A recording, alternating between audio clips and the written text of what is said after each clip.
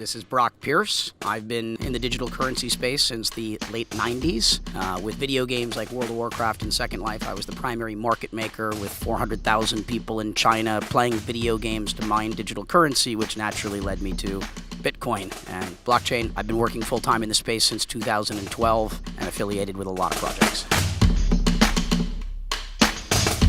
The Bitcoin price has actually been pretty resilient in light of, all of the recent developments, specifically in China and South Korea, as well as the hard fork. I mean, it's very impressive how well the Bitcoin price has been able to hold up, which also means, we could see, continued increase in price just due to the increased demand. I recommend, if you want to follow Bitcoin price information at my firm, Blockchain Capital, I recommend following Spencer Bogart's research. I think he does the best work when it comes to Bitcoin price sort of analysis.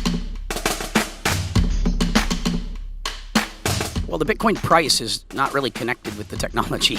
The price of Bitcoin is the primary barometer of sentiment, which actually has nothing to do with the fundamental performance of the technology. The technology itself has pretty consistently been improving, and it's going to continue to do so. But the price, as we've seen over the years, really is completely disconnected because it's an emotional thing.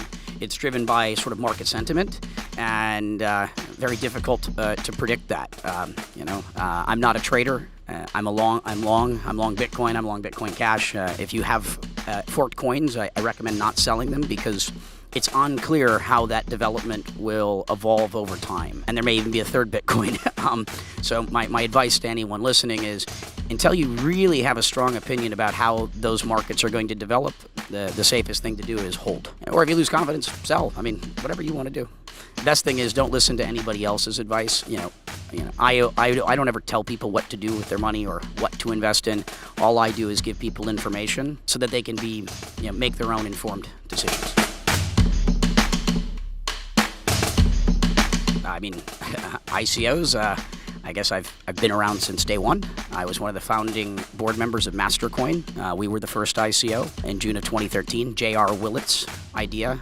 Sometimes I've been getting overly credited with inventing the ICO. I wasn't the inventor. I was just one of the founding board members of the first ICO, which is still pretty close.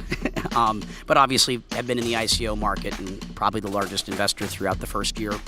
Certainly one of them, and leading to what I did with BCAP, or Blockchain Capital's third fund, where it was the first ICO of a security, which is where I think the market is going. I think a year or two out from now, security tokens will outnumber utility tokens, because I think the benefit to market participants and contributors is greater when they can be offered actual rights, when they can actually have ownership, when they can have royalties, when they can have dividends, when you can have smart contracts that would allow for projects that are not performing as they should to return money or tokens to their contributors. I mean, I think the market's a little out of control right now. I think that deals are being funded that shouldn't be funded. I think deals are getting more capital than they should be receiving. But that is, the market. When the ducks are quacking, you feed the ducks. So I'm not blaming anyone for those market conditions. But if we want this market to continue to develop without having some sort of crash, we need to continue to evolve.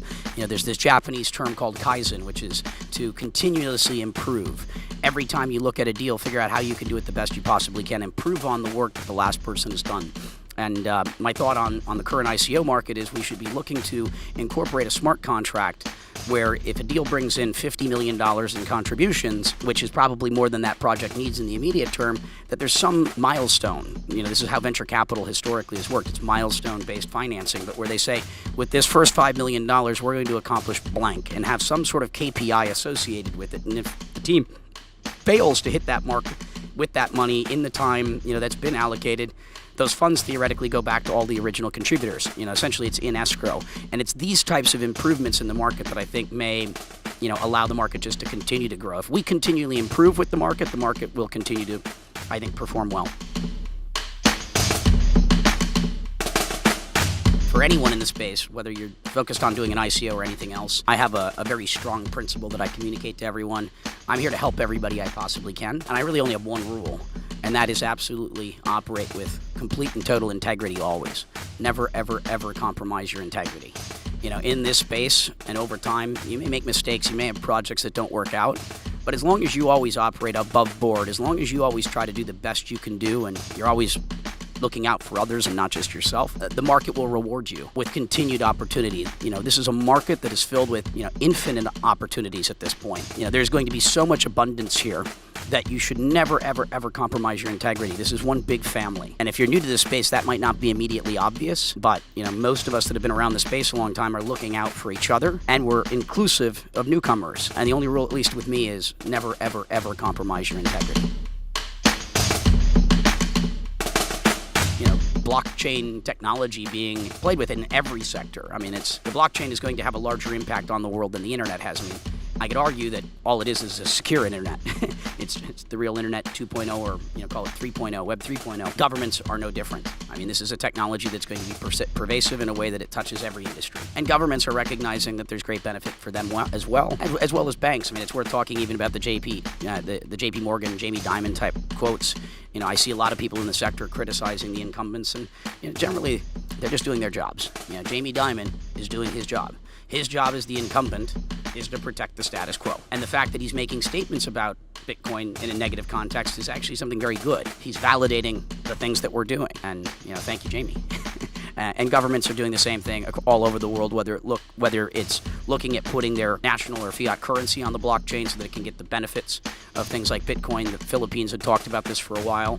They could have, call it financial inclusion, ubiquitous financial inclusion across that whole nation. Much in the way that the Industrial Revolution allowed the developed world to, get this advantage over the developing world. I think that blockchain technology has the potential of allowing the developing world to leapfrog the developed world, because they don't have the same incumbent infrastructure that's going to, make it take more time for them, and the benefit is greatest.